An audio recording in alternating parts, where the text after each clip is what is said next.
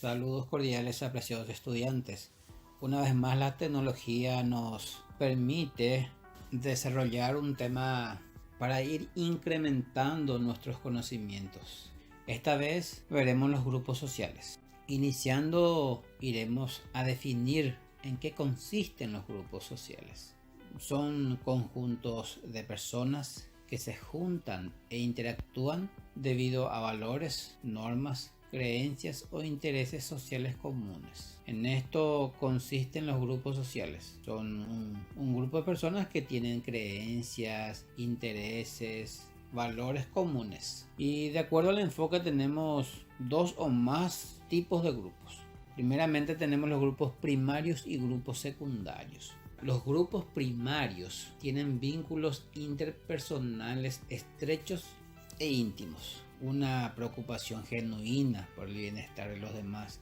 Al grupo primario pertenecen la familia más cercana, hablando de padres, hermanos, hijos, a pesar de que también se dan las excepciones donde los parientes cercanos también por la desunión o por algunas cuestiones muy personales se distancian de este grupo primario. Los amigos íntimos, los amigos cercanos de años también pertenecen a este grupo, a los grupos primarios. Por otro lado tenemos los grupos secundarios. Consiste en una colectividad menos unida que el grupo primario. Los individuos entran en estas relaciones por su propia voluntad, por lo tanto se los conoce también como grupos voluntarios. Se caracterizan por la competencia, el interés propio, la eficiencia, el progreso y la especialización. La diferencia entre el grupo primario y el grupo secundario es que en el grupo primario reina mucho el lazo afectivo, donde uno de ellos cuando está en aprietos, como se suele expresar, está con problemas de enfermedad, problemas financieros, problemas emocionales, siempre los miembros de ese grupo se ayudan mutuamente para superar esa situación. En los grupos secundarios no se dan esos lazos afectivos, no existe esa vinculación íntima, ni mucho menos. A estos grupos suelen pertenecer los compañeros de trabajo, el ambiente, los que integran, por ejemplo, una comisión vecinal, un coro polifónico. Categorías y conglomerados. Las categorías y conglomerados pertenecen a los grupos secundarios. Veamos en qué consiste la categoría. Son las características comunes que diferencian a una gente de otra. Cotidianamente se utiliza las categorías para decir la clase trabajadora, la clase sindical, la juventud. Las categorías sirven para diferenciar un grupo de otros. Así decimos los colorados, los cerristas. Tienen características comunes porque los simpatizantes del Partido Colorado se identifican con esos principios, o se deberían por lo menos identificarse. La clase trabajadora es otra categoría porque son la clase productiva. La clase sindical son quienes defienden los derechos de sus afiliados. Los adultos de la tercera edad son aquellas personas que ya han cumplido más de 60 años. Los estudiantes. Entonces uno ve a varios jóvenes con ciertas características comunes, tratándose de jóvenes de colegiantes, lo ve con uniforme, lo ve no con muchos años, entre los 15 a 18, por decirlo así. Entonces, quienes reúnen esas características comunes, esas son las categorías, se los identifican por esas características.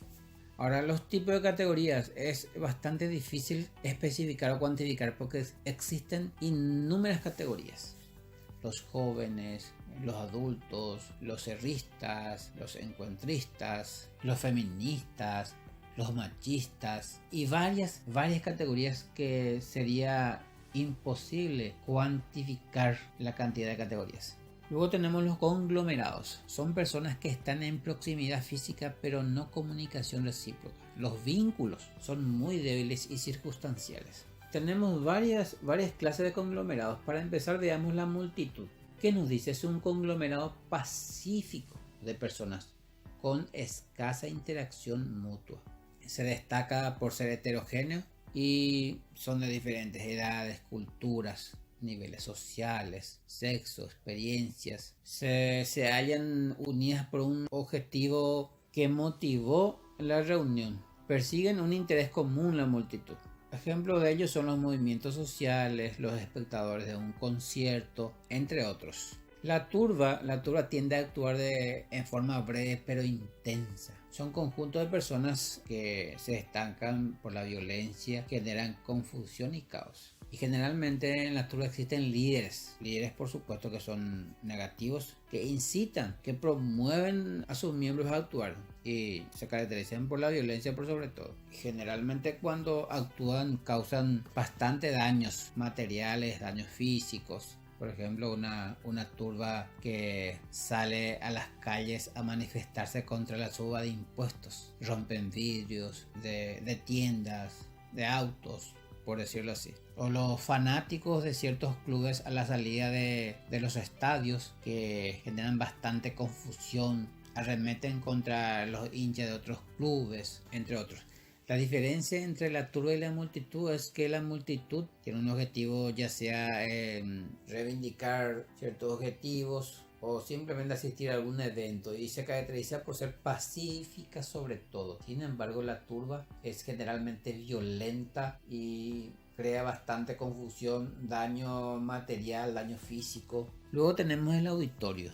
Es un conglomerado de personas que se reúnen libremente para asistir a un acto, por ejemplo al lanzamiento de un libro, entre otros. Tenemos también así las manifestaciones públicas. Son conglomerados de personas que se reúnen deliberadamente con el objeto de promover una idea, un credo, un movimiento o una persona. Se juntan para reivindicar algún derecho. Son una de las expresiones colectivas populares más importantes que disponen las personas, o como se dice, el pueblo, para manifestar ciertos aspectos que se considera de interés general.